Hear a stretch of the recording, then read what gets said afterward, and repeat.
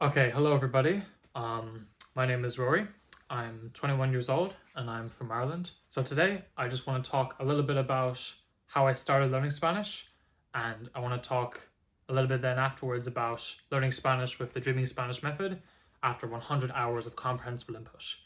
So to begin, I just want to quickly give a background of my kind of previous knowledge with Spanish. So I learned Spanish in secondary school, like a lot of people. Learned it for 6 years. Was never really much good at it. I got C's and B's in most of my grades, and I think my final exam I got a B, which it's better than C, but was still pretty average. And I went to college then afterwards, and I studied Spanish and Japanese. Although to be honest with you, attended maybe half the classes in Spanish, and I ended up dropping out at the end of the year. So I barely even count that as any experience at all. Um, so I failed learning Spanish, never really got anywhere with it. But while I was in secondary school, I was learning a different language. I was learning Japanese. And I've been learning Japanese for about 5 years now. I started learning when I was around 16. I'm 21 now. And I've achieved a pretty high level of Japanese. I'm pretty satisfied with my level at the moment. I'd say I have an advanced level, probably around close to fluency, if not fluent. Although I've not practiced speaking it very much, so I can't speak the language very well. I learned Japanese. At the very beginning, I learned Japanese with like a traditional language learning method. So I bought textbooks, I studied the textbooks, I studied grammar. But after a while, I realized that this method was ineffective, and I started looking online for a better method to learn the language. And I encountered a channel called Matt vs. Japan. And this was my introduction to comprehensible input. I learned about how the best way to learn a language was through listening to native content in the language, and preferably content that you enjoy and that you find comprehensible. So that's what I started doing, and after 4 or 5 years, as I said, I've achieved a pretty high level of Japanese. Although I believe the reason I'm not totally fluent in Japanese is because there are a few issues with my method. Number one is that I was not tracking my hours. I never tracked how many hours I spent studying Japanese, which means I have no idea how long I actually spent learning the language. Secondly, was that I used Anki flashcards. So Anki is basically a online flashcard system where you can basically, on the front, you can have like a word, like a Japanese word like, I don't know, taiyo. And on the back, you can have the translation. So sun, taiyo means sun. That could be an example of a word. And I used that a lot. I used to study Anki flashcards for about an hour a day. What I used to do basically is I used to have a sentence on the front, and I'd understand every single word in the sentence except one word, the new word that I didn't understand. And I tried to learn it that way basically. And I'd have the audio on the back, a picture of wherever I learned the word from. So like, picture of the scene in an anime or manga or video or whatever. And, it's certainly better than traditional language learning methods. But honestly, I look back at that and I kind of think that it was largely a waste of time. I think it would have been better to have just kept watching videos and stopped pausing it, because I had a problem where basically I'd pause the video every 5 minutes. I'd make an Anki flashcard for a word that I didn't know, which would, take a couple of minutes to do. And, I just wasted a lot of time doing that. I feel like it would have been a lot more efficient for me to just keep watching the video, and that way I would have learned more Japanese. But that all being said, I did pass the N1 exam not a couple months ago, around July. The N1 exam is basically like a state exam to kind of judge your level of Japanese, and it's the highest level, and I passed it, so I'm really happy with that. But, as I said, I could have done it a lot quicker.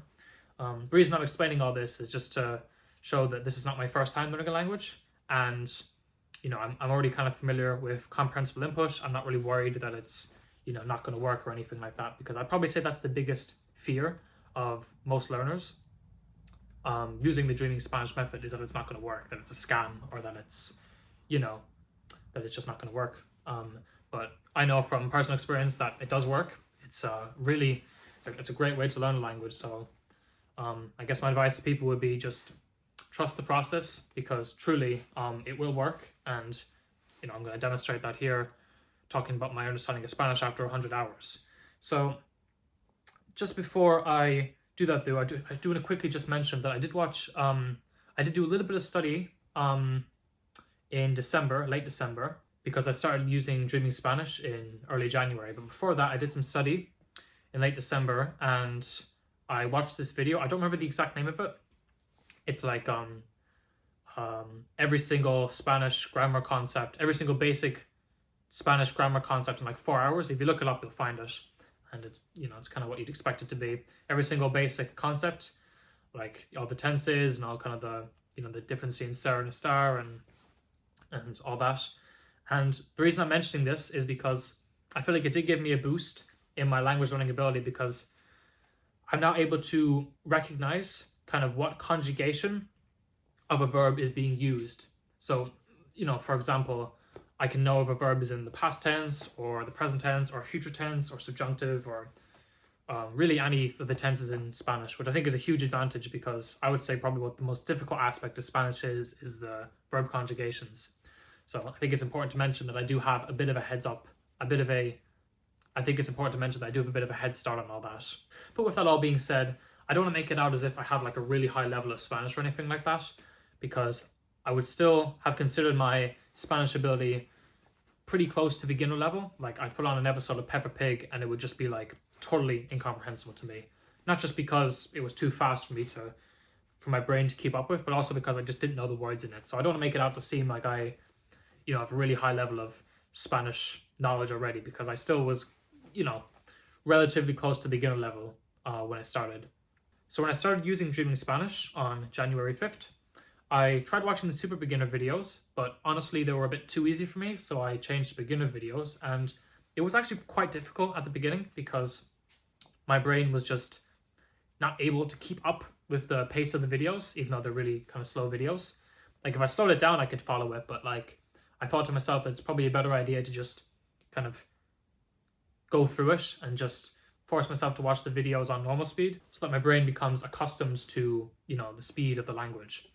And then after about 30 hours or so, because at that time I was off from college because I just finished my Christmas exams, and so I decided to do something a bit crazy. I decided to study for 6 hours a day so that I could get kind of through the beginner stage as quickly as possible, because I know from learning Japanese that the beginner stage is always the worst stage because you can't really watch anything, and everything that you are watching, it's really kind of not fun to watch because it's really hard to understand, and also the topics are not as interesting as the intermediate videos, although I will say that the beginner videos on Dreaming Spanish will be a lot more interesting than watching 30 hours of Peppa Pig, so I'm glad that I was spared from having to do that. But as I said, after about 30 hours or so, I then graduated to intermediate videos, and at the same time I went back to college, so I had to kind of lower the amount of time I could watch videos a day to around 3 hours, because I'm studying a law degree, so I don't really have a great deal of time to watch Spanish, unfortunately, but I still want to make quick progress, so 3 hours a day was kind of like a good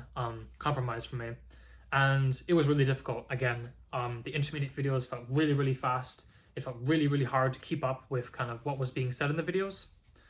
But again, I did the same thing as I did last time. I'd recommend you all just to force yourself through it.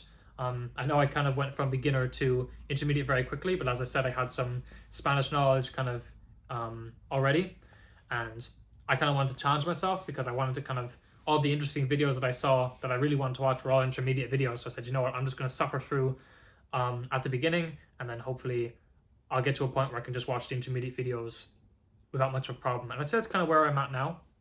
So about 70 hours later, I say probably maybe 30 hours after I started watching the intermediate videos, they started to feel kind of more normal. And now I'd say that, I mean, again, it depends on the video, because some intermediate videos I watch now, after 100 hours, it's total gibberish, or most of it's gibberish, and some videos are very, very easy.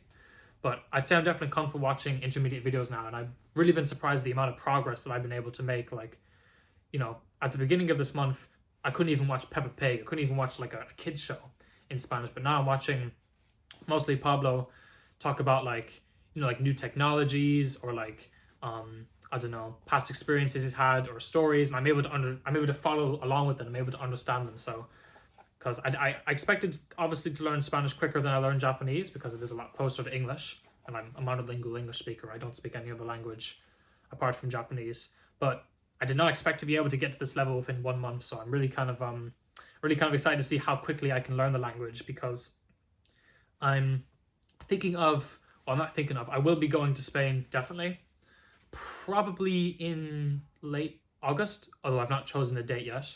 I'll probably go to Valencia because it looks really cool. I prefer to go to Barcelona, honestly, but I have a friend I'm going with two friends, and one of them is going to Barcelona earlier in the year, and they don't really want to go back there.